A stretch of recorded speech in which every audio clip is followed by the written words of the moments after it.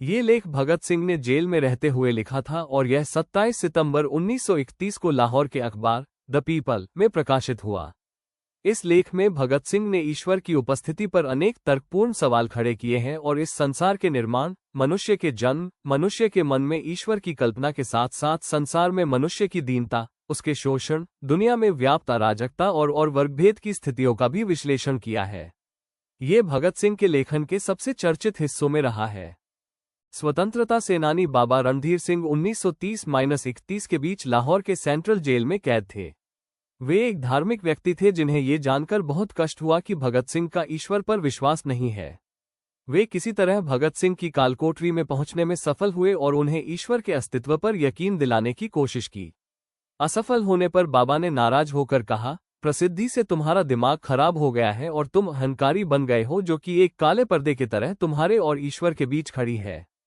इस टिप्पणी के जवाब में ही भगत सिंह ने ये लेख लिखा। चलिए शुरू करते हैं।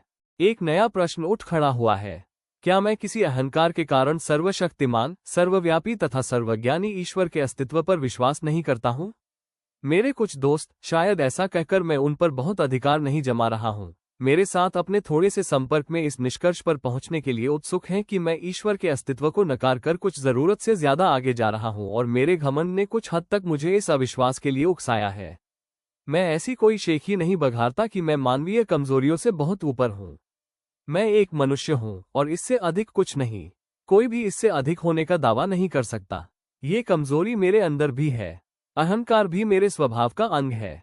अपने कामरेडों के बीच मुझे निरंकुश कहा जाता था। यहाँ तक कि मेरे दोस्त श्री बटुकेश्वर कुमार दत्त भी मुझे कभी कभी ऐसा कहते थे। कई मौकों पर स्वेच्छाचारी कह मेरी निंदा भी की गई। कुछ दोस्तों को शिकायत है और गंभीर रूप से है कि मैं अनचाहे ही अपने विचार उन पर थोपता हूं और अपने प्रस्तावों को मनवा लेता हूं।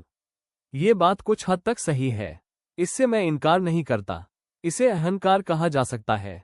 जहां तक अन्य प्रचलित मतों के मुकाबले हमारे अपने मत का सवाल है, मुझे निश्चय ही अपने मत पर गर्व है, लेकिन यह व्यक्तिगत नहीं है। ऐसा हो सकता है कि यह केवल अपने विश्वास के प्रति न्यायोचित गर्व हो और इसको घमंड नहीं कहा जा सकता। घमंड तो स्वयं के प्रति अनुचित गर्व की अधिकता है। क्या यह अनुचित गर्व है जो मुझे नास्तिकता की ओर ले गया? अथवा इस विषय का खूब सावधानी से अध्ययन करने और उस पर खूब विचार करने के बाद मैंने ईश्वर पर अविश्वास किया? मैं ये समझने में पूरी तरह से असफल रहा हूं कि अनुचित गर्व या वृथाभिमान किस तरह किसी व्यक्ति के ईश्वर में विश्वास करने के रास्ते में रोड़ा बन सकता है। किसी वास्तव में महान व्यक्ति की महानता को मैं मान्यता न दूं, ये तभी हो सकता है जब मुझे भी थोड़ा ऐसा यश प्राप्त हो गया हो जिसके या तो मैं योग्य नहीं हूं या मेरे अंदर वे गुण नहीं है जो इसके लिए आवश्यक है। यहां तक तो समझ में आता है, लेकिन ये कैसे हो सकता है कि एक व्यक्ति जो ईश्वर में विश्वास रखता हो सहसा अपने व्यक्तिगत अहंकार के कारण उसमें विश्वास करना बंद कर दे? दो ही रास्ते संभव है। या तो मनुष्य अपने को ईश्वर का प्रतिद्वंद्वी समझने लगे या वो स्वयं को ही ईश्वर मानना शुरू कर दे। इन दोनों ही अवस्थाओं में वो सच्चा नास्तिक नहीं बन सकता। पहली अवस्था में तो वह अपने प्रतिद्वंद्वी के अस्तित्व को नकारता ही नहीं है। दूसरी अवस्था में भी वह एक ऐसी चेतना के अस्तित्व को मानता है जो पर्दे के पीछे से प्रकृति की सभी गतिविधियों का संचालन करती है। मैं तो उस सर्वशक्तिमान परम आत्मा के अस्तित्व से ही इनकार करता हूं। यह अहंकार नहीं है जिसने मुझे नास्तिकता के सिद्धांत को ग्रहण करने के लिए प्रेरित किया। मैं न तो एक प्रतिद्वंद्वी हूं, न ही एक अवतार और न ही स्वयं परमात्मा। इस अभियोग को अस्वीकार करने के लिए आइए तथ्यों पर गौर करें। मेरे इन दोस्तों के अनुसार दिल्ली बम केस और लाहौर षड्यंत्र केस के दौरान मुझे जो अनावश्यक यश मिला, शायद उस कारण मैं वृथाभिमानी हो गया हूं। मेरा नास्तिकतावाद कोई अभी हाल की उत्पत्ति नहीं है। मैंने तो ईश्वर पर विश्वास करना तब छोड़ दिया था जब मैं एक अप्रसिद्ध नौजवान था। कम से कम एक कॉलेज का विद्यार्थी तो ऐसे किसी अनुचित अहंकार को नहीं पाल पोस सकता जो उसे नास्तिकता की ओर ले जाए। यद्यपि मैं कुछ अध्यापकों का चहेता था तथा कुछ अन्य को मैं अच्छा नहीं लगता था, पर मैं कभी भी बहुत मेहनती अथवा पढ़ाकू विद्यार्थी नहीं रहा। अहंकार जैसी भावना में फंसने का कोई मौका ही न मिल सका। मैं तो एक बहुत लज्जालू स्वभाव का लड़का था जिसकी भविष्य के बारे में कुछ निराशावादी प्रकृति थी। मेरे बाबा, जिनके प्रभाव में मैं बड़ा हुआ, एक रूढ़िवादी आर्य समाजी है। एक आर्य समाजी और कुछ भी हो, नास्तिक नहीं होता। अपनी प्राथमिक शिक्षा पूरी करने के बाद मैंने D0A0V0 स्कूल लाहौर में प्रवेश लिया और पूरे 1 साल उसके छात्रावास में रहा। वहां सुबह और शाम की प्रार्थना के अतिरिक्त मैं घंटों गायत्री मंत्र जपा करता था। उन दिनों मैं पूरा भक्त था। बाद में मैंने अपने पिता के साथ रहना शुरू किया। जहां तक धार्मिक रूढ़िवादिता का प्रश्न है, वो एक उदारवादी व्यक्ति है। उन्हीं की शिक्षा से मुझे स्वतंत्रता के ध्येय के लिए अपने जीवन को समर्पित करने की प्रेरणा मिली। किंतु वे नास्तिक नहीं है। उनका ईश्वर में दृढ़ विश्वास है। वे मुझे प्रतिदिन पूजा प्रार्थना के लिए प्रोत्साहित करते रहते थे। इस प्रकार से मेरा पालन पोषण हुआ। असहयोग आंदोलन के दिनों में राष्ट्रीय कॉलेज में प्रवेश लिया। यहाँ आकर ही मैंने सारी धार्मिक समस्याओं, यहाँ तक कि ईश्वर के अस्तित्व के बारे में उदारतापूर्वक सोचना, विचारना तथा उसकी आलोचना करना शुरू किया। पर अभी भी मैं पक्का आस्तिक था। उस समय तक मैं अपने लंबे बाल रखता था। यद्यपि मुझे कभी भी सिख या अन्य धर्मों की पौराणिकता और सिद्धांतों में विश्वास न हो सका था, किंतु मेरी ईश्वर के अस्तित्व में दृढ़ निष्ठा थी। बाद में मैं क्रांतिकारी पार्टी से जुड़ा। वहां जिस पहले नेता से मेरा संपर्क हुआ, वे तो पक्का विश्वास न होते हुए भी ईश्वर के अस्तित्व को नकारने का साहस ही नहीं कर सकते थे। ईश्वर के बारे में मेरे हठपूर्वक पूछते रहने पर वे कहते, जब इच्छा हो तब पूजा कर लिया करो। यह नास्तिकता है जिसमें साहस का अभाव है। दूसरे नेता जिनके मैं संपर्क में आया, पक्के श्रद्धालु आदरणीय कॉमरेड शचीन्द्र नाथ सान्याल, आजकल काकोरी षड्यंत्र केस के सिलसिले में आजीवन कारावास भोग रहे हैं। उनकी पुस्तक बंदी जीवन ईश्वर की महिमा का जोर शोर से गान है। उन्होंने उसमें ईश्वर के ऊपर प्रशंसा के पुष्प रहस्यात्मक वेदांत के कारण बरसाए हैं।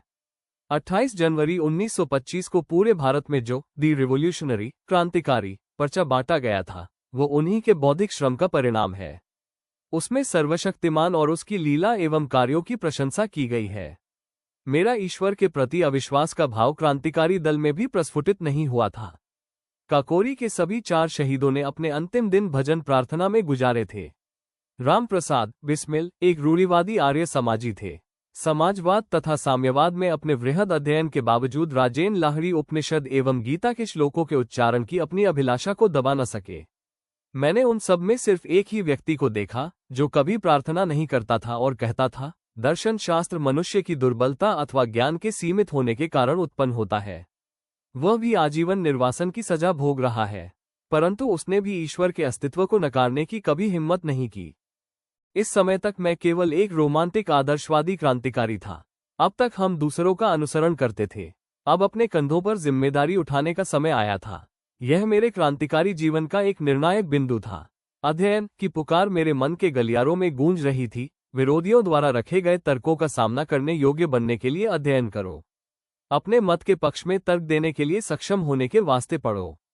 मैंने पढ़ना शुरू कर दिया। इससे मेरे पुराने विचार व विश्वास अद्भुत रूप से परिष्कृत हुए। रोमांस की जगह गंभीर विचारों ने ली।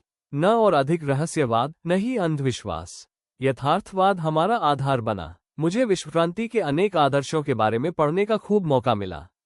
मैंने अराजकतावादी नेता बाकुनिन को पढ़ा, कुछ साम्यवाद के पिता मार्क्स को, किंतु अधिक लेनिन, ट्रॉत्स्की व अन्य लोगों को पढ़ा जो अपने देश में सफलतापूर्वक क्रांति लाए थे।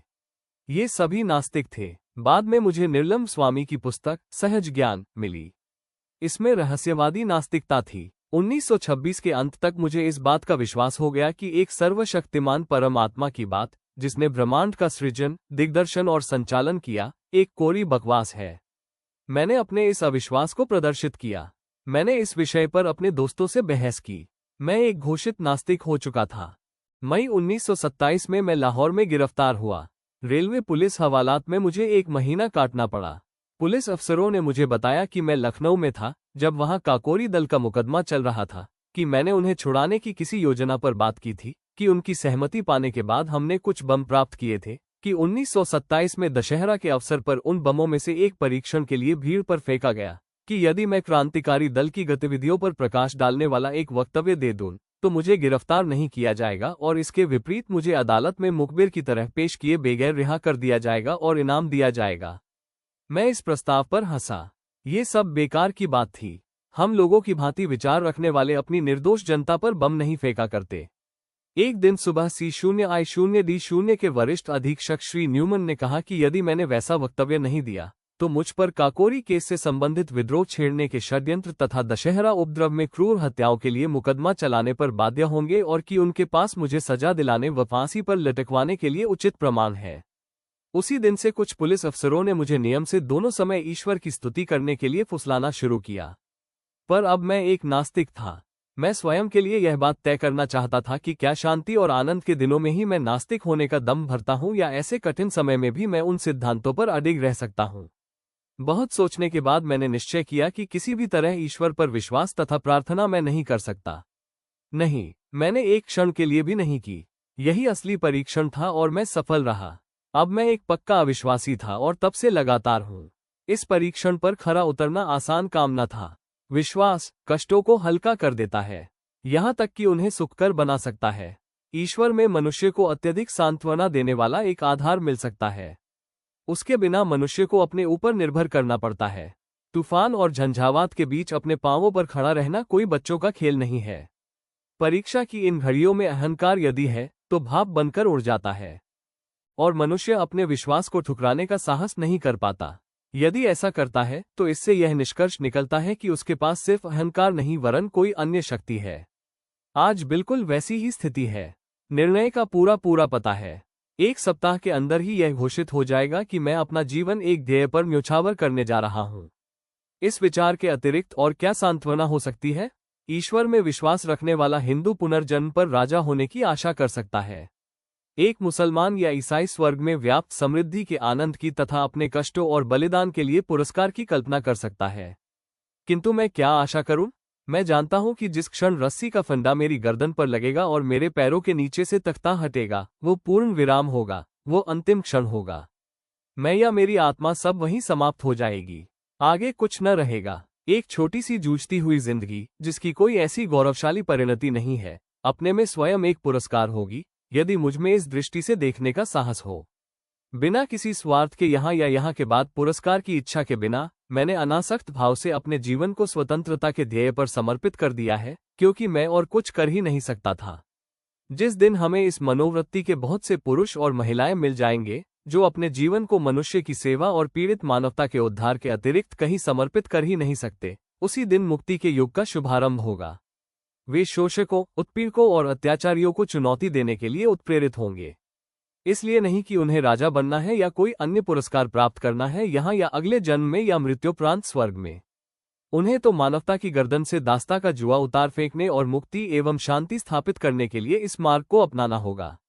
क्या वे उस रास्ते पर चलेंगे जो उनके अपने लिए खतरनाक किंतु उनकी महान आत्मा के लिए एकमात्र कल्पनीय रास्ता है? क्या इस महान ध्येय के प्रति उनके गर्व को अहंकार कहकर उसका गलत अर्थ लगाया जाएगा?